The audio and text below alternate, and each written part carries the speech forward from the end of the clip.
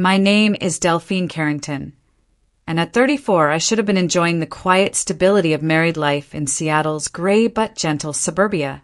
I had a remote job in UX design, no children yet, and a husband from a perfect family, tight-knit, respected, the kind that hosted charity auctions and passed down vintage wine collections. I wasn't born into any of that. I grew up in a duplex outside Sacramento, raised by a mother who cleaned motel rooms and a stepfather who disappeared with our rent money.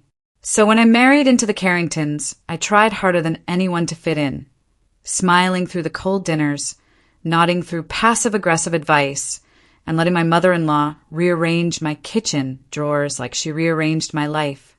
Still, I always knew I didn't quite belong. I was tolerated, not trusted. But nothing, not even the strained smiles or the icy glances, prepared me for the day my entire bank account vanished, and I realized the woman who called me daughter had orchestrated my financial collapse. And it all started with a single signature. It was supposed to be a slow Sunday morning. Coffee, waffles, a second-hand novel on my lap. Nolan was still in bed. I padded barefoot to the kitchen, humming. But when I opened my laptop to check my savings account, it was empty. Not low. 0. I blinked, refreshed, tried the bank app instead. Still 0. My breath caught, hands cold. I opened my checking. Also 0. My retirement fund? Locked due to suspicious activity. I didn't scream. I just stared, heart hammering against my ribs like a fist on a locked door. Then the screen flashed. Last transfer, $48,730.75. ACH external transfer. Destination unknown. Authorization. Signature confirmed. Whose signature? I clicked for details, and there it was, my name in a script that wasn't mine. Someone forged my signature, I said aloud. The air felt too quiet, too clean. I stood so fast the chair scraped across tile. I ran upstairs. Nolan sat up groggily. Babe. My account's empty, I said. Gone. He rubbed his eyes. What, like fraud? Call the bank. But as I explained, his face changed. Not shocked. Not angry. Tight. Too tight. Maybe you authorized it and forgot, he said too casually. I didn't forget a $48,000 transfer, Nolan. My voice cracked. He opened his mouth. Closed it. Let me see. I handed him the laptop. He stared for too long. Too still. 3 hours later, the bank confirmed. The transfer was authorized using a power of attorney document on file. Dated 3 months ago. Signed by me. Notarized. My stomach turned to ice. I never signed anything like that. The bank agent was polite, apologetic, but firm. I'm afraid the account holder granted financial authority. We'll need to verify if you're contesting the POA legally. I hung up. My ears buzzed. I drove to the notary address on the form, a strip mall office near Bellevue. The notary on duty looked puzzled when I showed him the POA document. I remember this, he said slowly. Yes, Carrington. But it wasn't you. It was your mother-in-law. I stared. She signed my name. He frowned. She had ID. Your ID. When I walked back into our house that evening, the lights were off. Quiet. Nolan was gone, but his phone lit up on the counter, left unlocked. Curiosity wasn't an impulse. It was survival. I tapped messages, searched mother, and there it was. Loretta C., mother. Transfer done. She won't realize until Monday. Just keep her distracted. I'll handle the rest. My hand shook. Another ping came in. A new message. From Loretta. To Nolan. She's smarter than I thought. You'd better make her trust you again before the lawyer contacts us. I didn't scream. I didn't cry. I took screenshots. Then I packed a bag. And I left. It was 2:17 a.m. when I stood alone in the driveway, staring up at the house that never felt like mine. Cold air sliced through my hoodie. My breath fogged. I looked down at my phone, rereading the messages over and over, like they might make more sense the third time. They didn't, because no matter how I turned it in my mind, one truth had rooted deep. They planned this, together, my husband and his mother, and if they thought I'd vanish quietly, they didn't know who they'd just betrayed. I turned the key in the ignition. Then I drove straight to the courthouse, because if they wanted war, they just picked the wrong woman.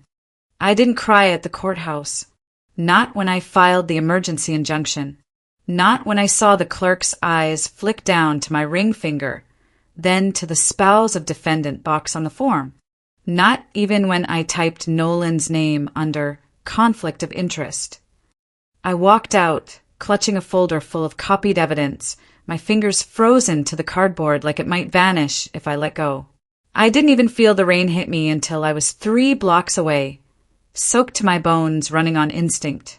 Like prey, the only person I could trust was Jamal. We met years ago, both freelancing for the same app startup.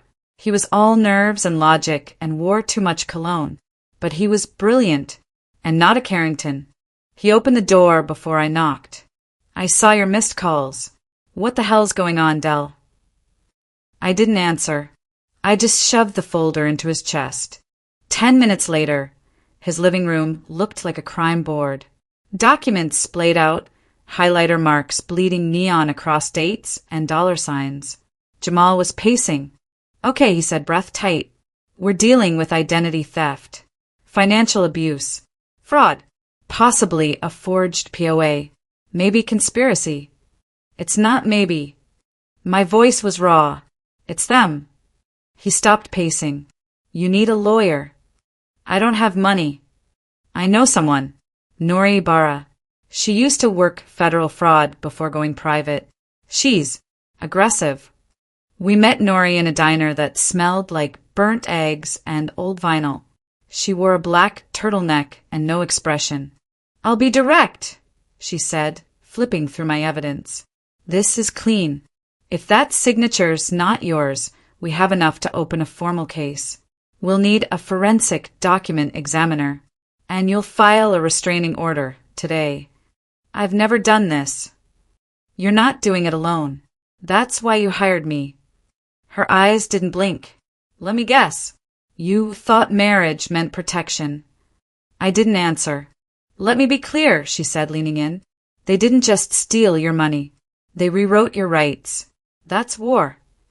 We drove to the examiner's office, a gray building tucked between an insurance agency and a vape shop. Inside, it was colder than the street. The analyst studied the documents with a jeweler's loupe. This one, he said, pointing to the POA form, is not a match. Different slant. Pressure inconsistent. That's a forged signature. Nori nodded once. Good. Let's keep going. Cut scene. My phone buzzed. Unknown number. I stepped outside. Answered. Nothing. Just breathing. Then, you should have stayed quiet. Click. I went back inside. Jamal saw my face. You okay? I nodded. Leet. He handed me a file. This just came from the credit bureau. Someone applied for a joint mortgage last month, using your name, with Loretta Carrington listed as co-signer. I blinked. A mortgage? For a second property in Bainbridge Island. That wasn't just theft. That was long-term planning. They were building a future without me. Nori's voice cut in. This isn't just a power grab. It's premeditated identity replacement. She's not just stealing from you. She's trying to erase you. Later that night, I stood outside the Carrington estate. It was all glass and silence. Lights off. Gated. My old keycard, still in my wallet, flashed red, then green. Unlocked. Inside, the air smelled like cedar and vanilla. I moved fast, room to room. I knew what I was looking for. I just didn't know where they'd hide it. Loretta's office was locked, but Nolan's wasn't. I found a locked drawer in his desk, picked it with a bobby pin from my bun. It clicked.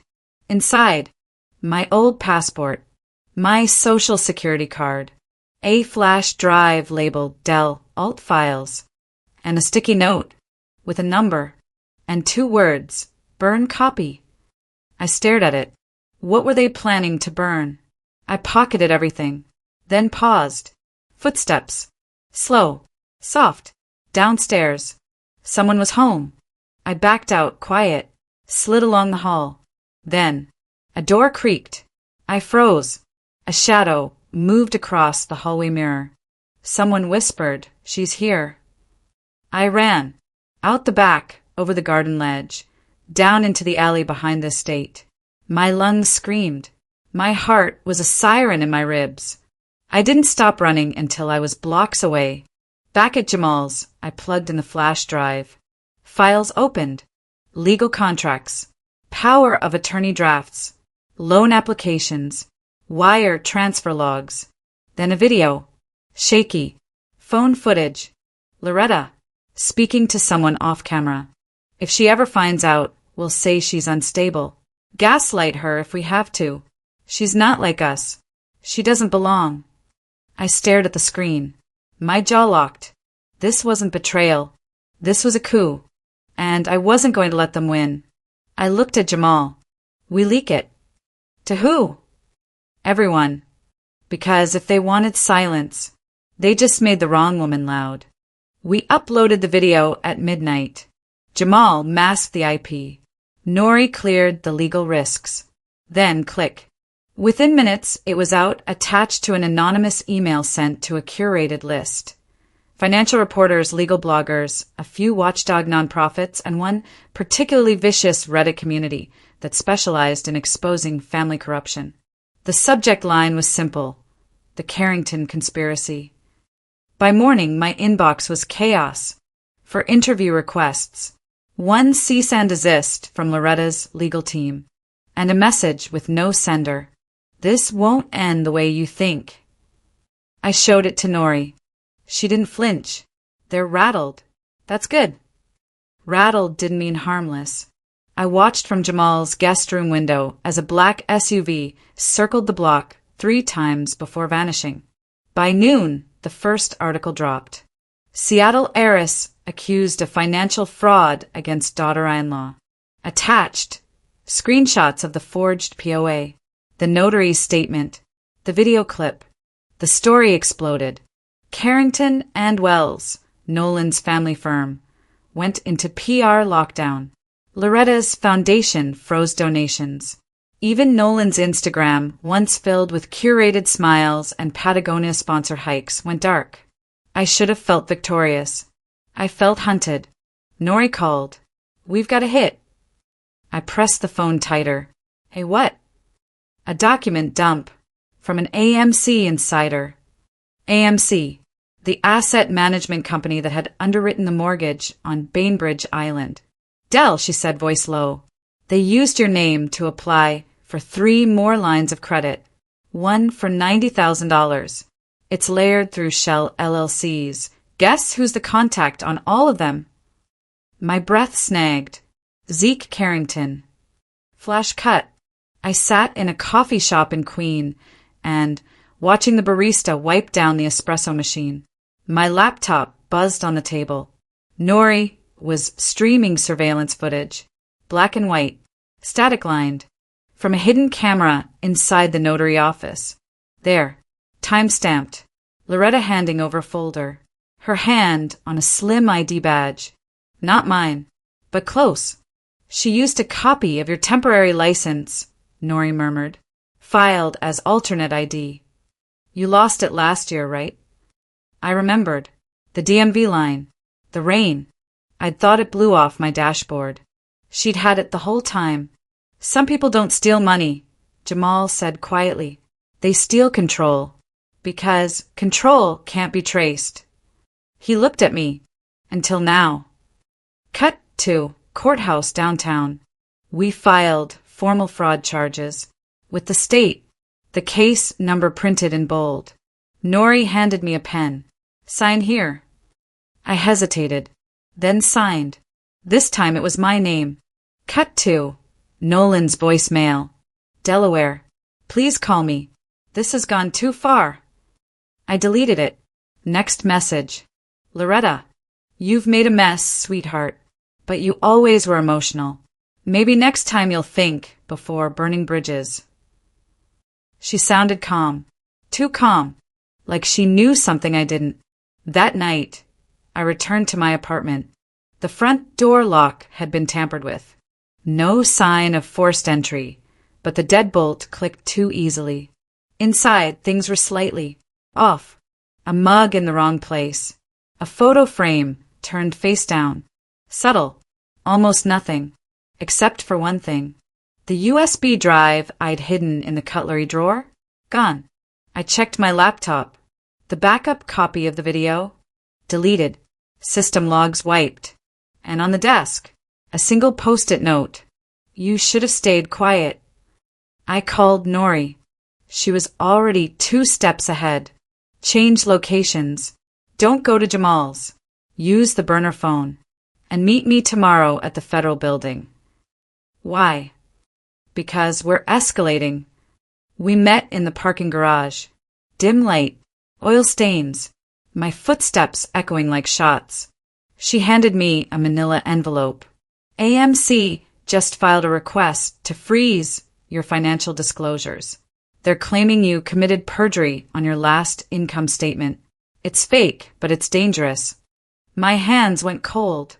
They're building a counterattack. On what grounds? Fabricated ones, but they only need one judge to buy it. We sat in her car, silence thick. You think Nolan's still involved? I asked. She didn't answer right away. Then, he initiated the LLCs. That was enough. I pressed my fingers to my temple. I thought I knew him. No one really knows someone until they cost them power. Outside the window, another car idled in the far corner of the lot. Headlights off. Nori reached for her Glock under the dash. My pulse spiked, but the car didn't move. Then its engine cut. That night, back in my new rental, an Airbnb under Jamal's cousin's name, I sat on the couch, staring at a copy of the AMC loan contract. One line caught my eye.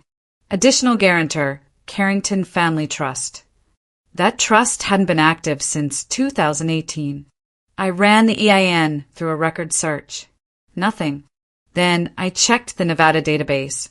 There it was. The trust had been reactivated 2 months ago by someone named Chase B. Ridley. Not a Carrington, but tied to them. Somehow. I called Nori.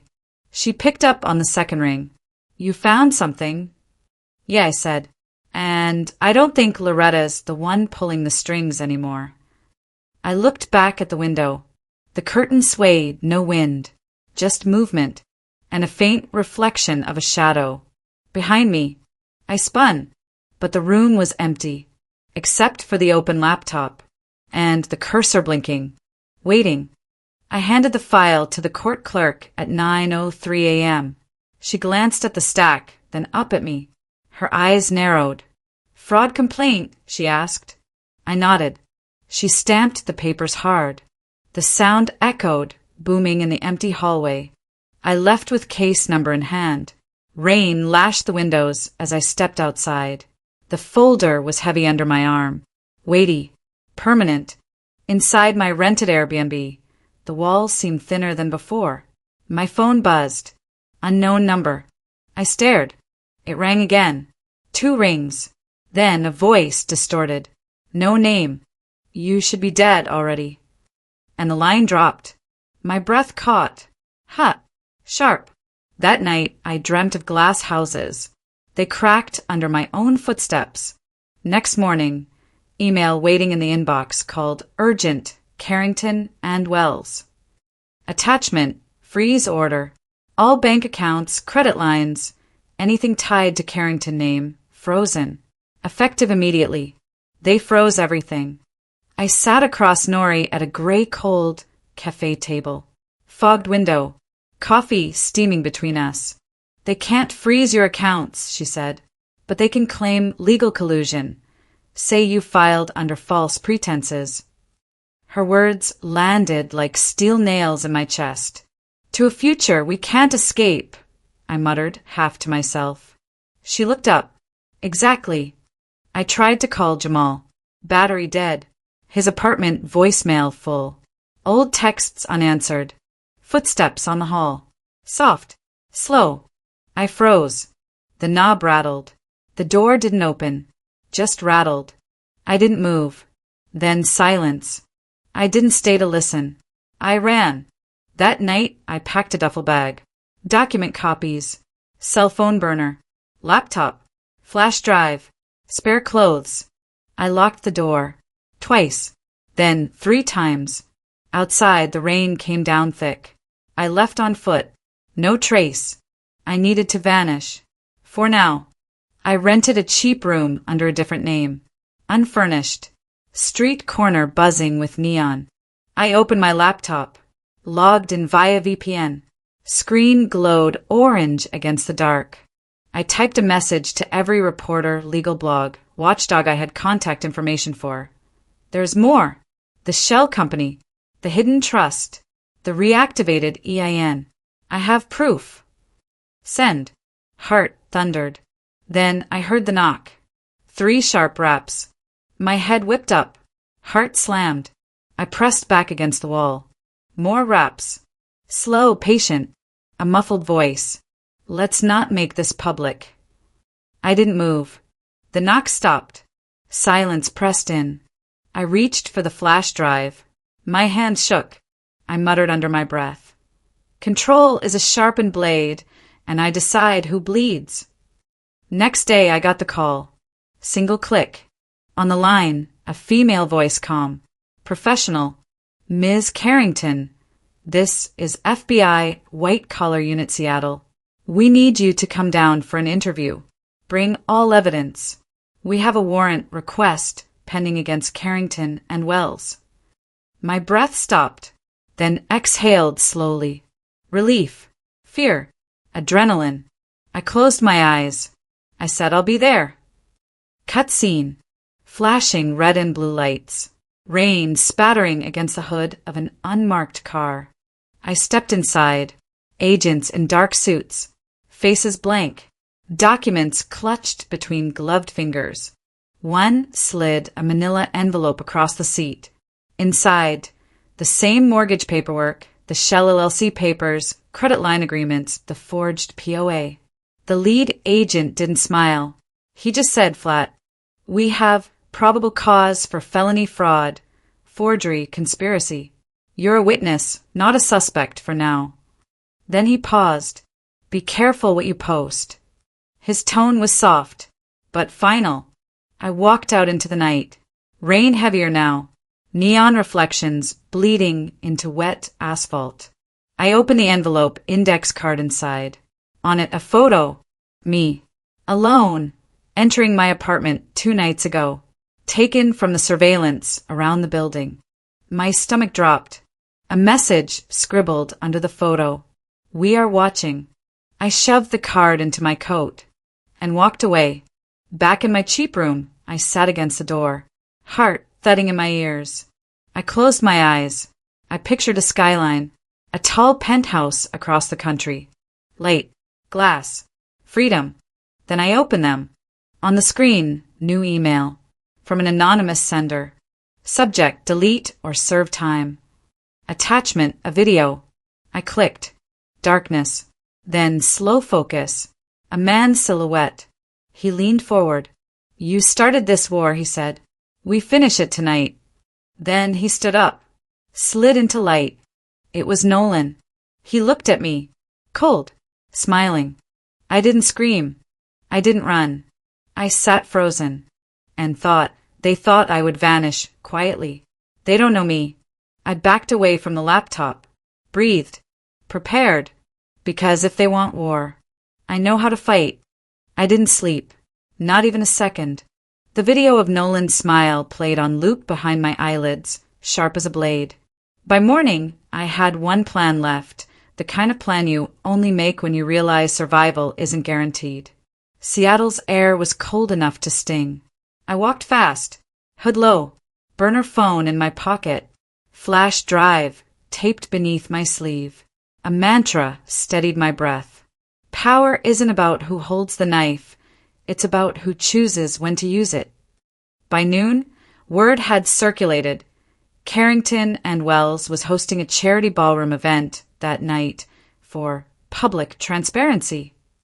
A lie, a performance, a distraction, and the perfect place for me to put a bullet through their facade. Metaphorically, unless they force my hand. Cut scene. Back room of a downtown co-working space. I met with 2 FBI agents. Different ones this time. Crisp suits, clipped voices. "We cannot authorize engagement at the event," Agent Lowe said. "I'm not asking," I said. He frowned. "You're walking into a coordinated defense. They'll have lawyers, security. And I'll have the truth." Nori paced behind me, arms crossed. "This is insane." I shrugged. Insanity is just courage without permission. Lowe slid a sealed envelope across the table. "What's this?" I asked. "Insurance," he said. "Open it only if things go wrong." That didn't comfort me. It did the opposite. Cut scene. Evening. The ballroom glowed like a jewel. Gold light pouring from tall windows, chandeliers trembling with movement. Limousines filtered in. Sequins. Black suits. High-end lies. I entered through the service hallway wearing a caterer's uniform. Hat low. Eyes forward. My heart thudded like a warning drum. Inside, the air tasted of perfume, champagne, and hypocrisy. A voice behind me whispered, "You're late." I turned. A man I didn't recognize. Rounded shoulders. Pale eyes. "Kitchen's that way," he said, pointing. I nodded and walked. But he watched me too long. Too close. Someone always watches what they fear, I reminded myself. Cut scene. From behind a silver curtain, I scanned the room. Nolan, at the center table. Charlotte beside him.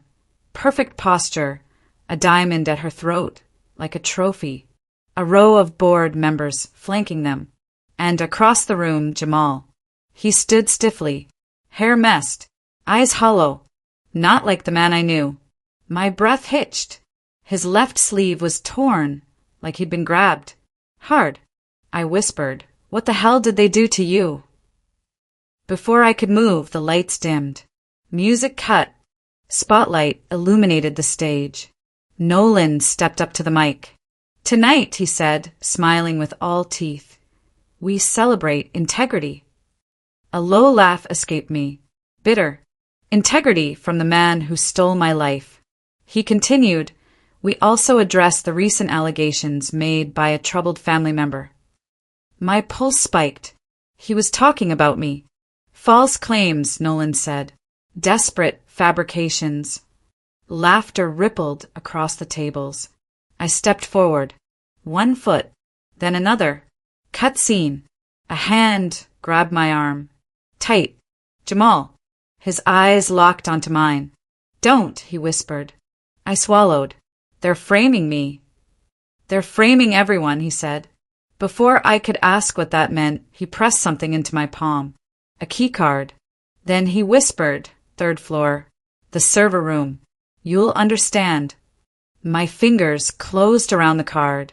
Metal edges cutting. "A small price." I whispered, "Come with me." But he looked away. "They're watching." His voice broke. Almost imperceptible. A truth hid inside that break. Cut scene. I slipped toward the employee stairwell. A guard appeared at the hallway mouth, blocking my path. Another stepped behind me. Cornered. The closer guard said, "Name." I didn't answer. He reached for my pocket, the flash drive pocket. I moved first. Fast. I stepped into his reach, pivoted, slammed his shoulder with my elbow. He staggered back. The second guard lunged. I ducked. His fist hit the wall, cracking plaster. I bolted up the stairs. 2 steps at a time. Breath loud. Blood roaring. 3rd floor. Door locked. I swiped the key card. A click. Dark hallway. Lights flickering. Server hum like a swarm of hornets. Inside the server room, rows of machines blinked in perfect rhythm. Cold air blasted my face. At the main panel, I slid in the flash drive. Screen lit. Folders everywhere. Financials. Fake trusts. Unauthorized transfers. Payout logs under 3 shell companies. A forged POA matching my signature exactly. Then I found the last folder. Titled, Conversion Plan, Subject, Maya Carrington. My stomach flipped. I clicked. Document opened. A timeline of my decline, fabricated mental health notes, staged text screenshots, plans to obtain full conservatorship within 60 days. Charlotte's signature appeared at the bottom. Not Nolan's. Charlotte. She wasn't just involved. She orchestrated everything. A line at the top read, Primary beneficiary, Charlotte Ingram Carrington. My throat closed. Footsteps thundered in the hall.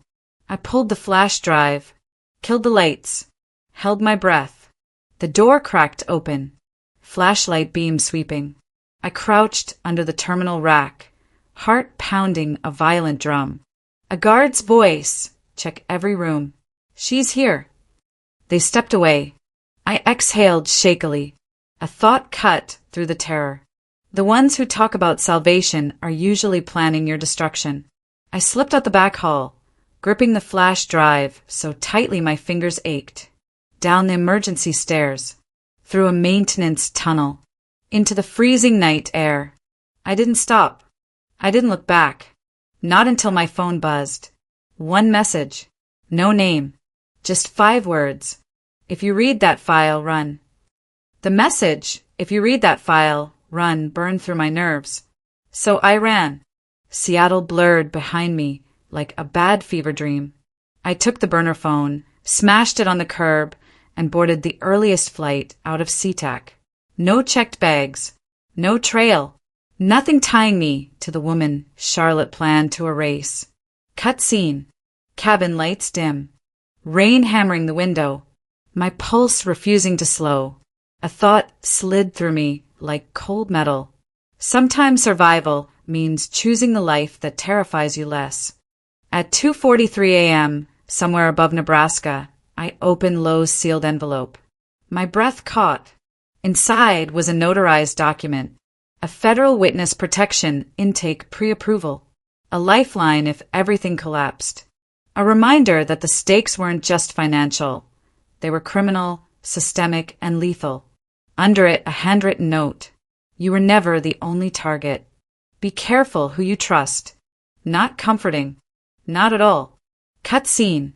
New York greeted me with cold wind and sirens. I kept my hood up, my steps fast, my eyes scanning the shadows because Charlotte's reach stretched farther than state lines. My first stop wasn't the hotel. It wasn't even safety. It was war. I took the flash drive straight to the Manhattan field office. Agent Lowe had called ahead. They were expecting me. A conference room swallowed me whole. Fluorescent lights, a metal table. 2 agents whose faces didn't soften even once. The drive's upload began. Line by line, their expressions shifted. The fake evaluations. The conservatorship plan. The accounts. Charlotte's signature. And then, "What is this?" one agent whispered. On screen, a subfolder expanded. Unfamiliar names. Strangers. A network of dependents whose finances had been quietly absorbed into shell trusts managed by Carrington and Wells. Elderly clients. Disabled clients. Widowed clients. It wasn't a family plot. It was a corporate scheme. A harvesting operation. Charlotte wasn't trying to punish me. She was trying to recruit me, permanently, into a pipeline she'd perfected. My throat went dry. This is federal," the agent murmured. "Multiple felonies. Years of concealment." "And everyone believed her," I said softly. "Because the world trusts the woman who pretends to protect you." Another quiet truth surfaced, like a bruise pressing against bone. There's no monster scarier than one who looks like they raised you. Cut scene. An emergency task force mobilized overnight. Subpoenas drafted. Freeze orders prepared. Agents, boarding planes. I wasn't allowed to return to Seattle. Not yet. Not safely. But I had one more move. The only one that belonged entirely to me. With the restitution funds the FBI forced them to return and the compensation from the emergency civil order, I made a purchase. A penthouse. Top floor. Battery Park. 3,000 miles away from the family that tried to trap me in their gilded cage.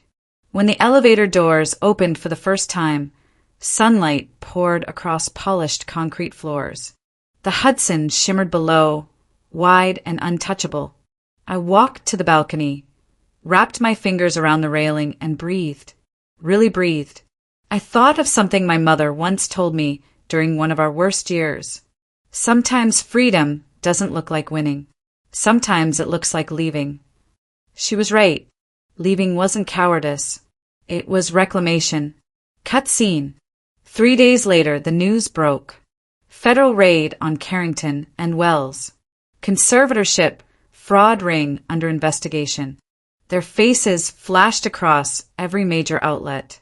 Charlotte in handcuffs. Nolan pale and shaking. Board members shoved into black SUVs. The camera caught Charlotte's expression. Rage twisted into disbelief. Like she couldn't fathom losing. Like justice wasn't written for people like her. But it was. This time it was. I watched the broadcast from my new living room. Wrapped in a blanket, city lights glittering like quiet applause. A knock at my door startled me. I froze. Old instincts. Old fear. But when I opened it, Jamal stood there. Thinner. Bruised. Free. He gave a tired smile. Thought maybe you'd want your friend back. I pulled him inside before he could collapse. We talked for hours. He told me how Nolan threatened him, how Charlotte blackmailed him to maintain their fake internal reports, how the moment I ran, everything inside the company fractured. You dismantled an empire, he said quietly. I protected myself, I corrected. The empire fell on its own rot. He nodded. Same thing, Delaware. The sky outside turned pink with morning. For the first time in months, my chest didn't feel like a locked room. Cut scene. Weeks passed. Investigations deepened. Arrests multiplied. Survivors stepped forward. Their stories mirrored mine, different details, same pattern. And every time I looked out over the Hudson, I understood something I never could have learned in that house with Charlotte's shadow over me. Freedom isn't a location. It's a decision, a quiet one, a defiant one, a promise to yourself. The moment you stop letting people choose your life is the moment your life finally begins. I furnished the penthouse slowly, piece by piece, choice by choice, a home built on intention, not fear. One evening, as the sun dipped into the river, painting the water gold, I whispered the final truth of this entire nightmare. I wasn't running from them. I was running toward myself. And for the first time in my life, I arrived.